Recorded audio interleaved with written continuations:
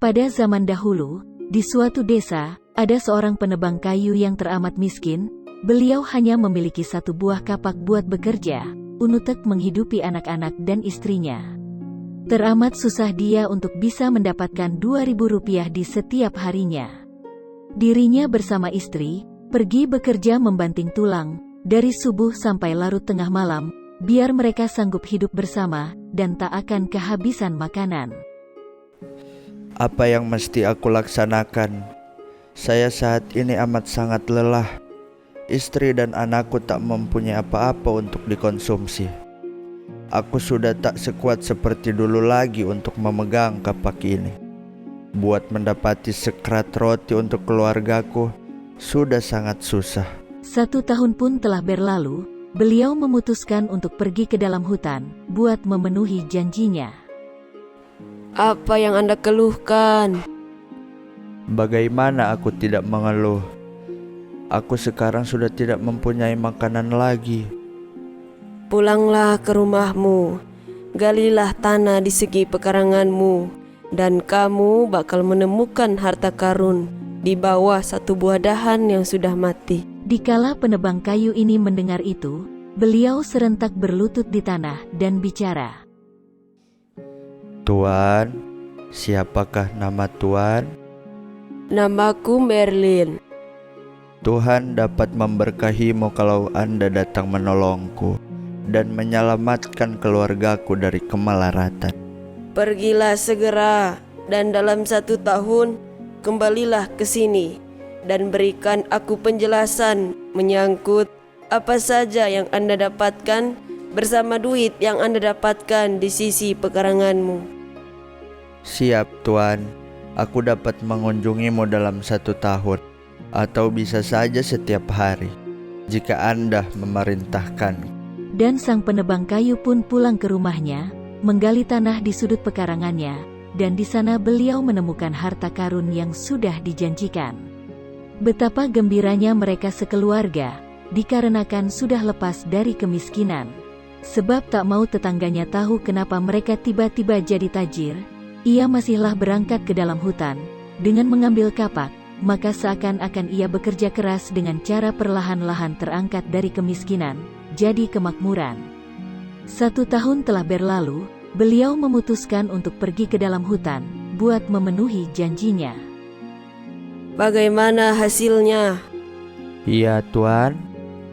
Dengan cara apa Anda membelanjakan harta tersebut? Tuan, keluargaku telah bisa makan makanan yang enak dan berpakaian yang bagus. Kami juga senantiasa berdoa dan berterima kasih kepadamu tiap hari. Keadaan Anda sekarang ini jadi tambah baik bila demikian. Tetapi katakan padaku, apakah ada hal lain yang Anda inginkan? Ah ya Tuan, aku mau jadi wali kota di daerahku.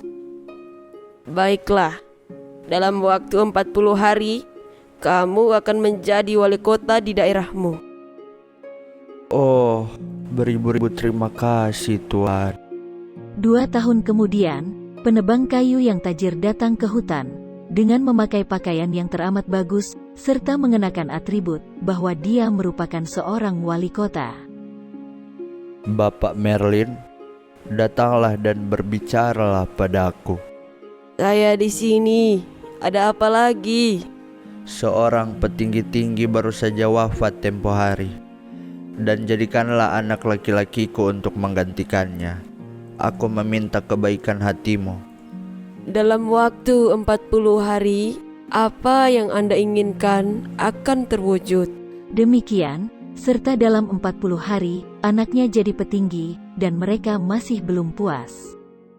3 tahun kemudian, penebang kayu tersebut mencari lagi Merlin di hutan, dan berkata dengan suara yang rendah.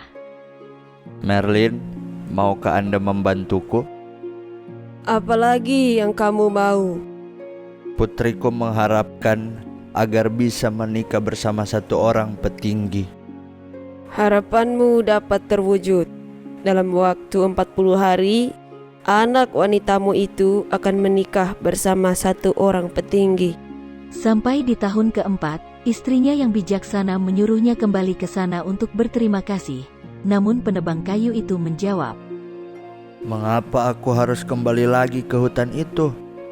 Aku sekarang sudah tajir, memiliki banyak kerabat, dan sekarang namaku teramat dihormati semua orang."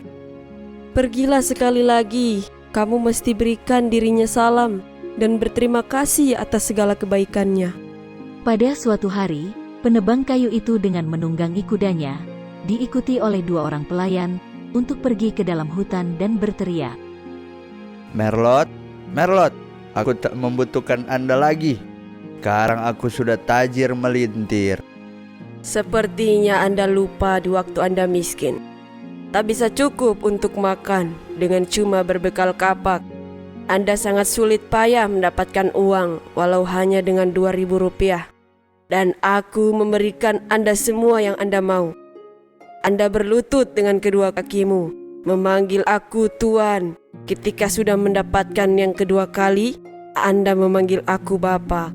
Dan sesudah mendapatkan yang ketiga, Anda memanggilku dengan kata Merlin saja. Dan saat ini betapa sombongnya Anda memanggilku Merlot. Anda mungkin berpikir bahwa Anda sekarang sudah teramat tajir dan hidup dengan baik, dan sekarang tak memerlukanku lagi. Baiklah, nanti kita lihat saja. Sewaktu ini Anda tak mempunyai hati yang baik dan senantiasa bersikap sombong di depan saya. Anda akan kembali lagi seperti dulu, menjadi bodoh dan kembali menjadi miskin seperti di waktu pertama saya berjumpa dengan Anda. Penebang kayu itu tertawa terbahak-bahak, mengangkat bahunya dan tak mempercayai apa yang dikatakan kepadanya. Beliau kembali ke rumahnya, namun, apa yang terjadi? Dengan langsung anaknya yang sekarang ini jadi petinggi, kini wafat, putrinya yang jadi istri 1 orang petinggi pun menderita sakit keras, dan wafat juga. Kesialan menimpanya, terus-menerus begitu. Beberapa warga sekitar memasuki rumahnya, merampas minuman dan makanan yang ada di rumahnya. Ada yang membakar seluruh ladangnya, serta rumahnya sekaligus juga dibakar, sampai beliau tak mempunyai uang sepeser pun. "Saya sudah kehilangan seluruhnya. Uang, ladang, kuda serta anak-anakku. Kenapa kemarin begitu pada Merlin? Sungguh sangat menyesal diriku. Cuma kematian yang belum menjemput aku seorang. Aku telah tak tahan dengan penderitaan ini." Tidak demikian. Kita mesti mulai bekerja keras kembali, Pak. "Dengan apa lagi, istriku? Kita bahkan sudah tak mempunyai seekor kuda buat bekerja." Dengan apa yang sudah Tuhan berikan kepada kita. Tersisa 1 buah keranjang yang dipinjam dari tetangganya. Bersama keranjang ini di punggungnya dan kapak di tangannya, dia kembali lagi dengan pekerjaannya semula, yaitu dengan menebang kayu lagi. Semenjak itu, dia sudah tidak mendengar sosok Merlin lagi. Jangan sombong, menganggap diri sendiri sudah matang. Karena jika seseorang sudah matang, berarti sebentar lagi dia membusuk. Jangan biarkan kesombonganmu perlahan menggerogoti semua kebaikan yang ada pada dirimu.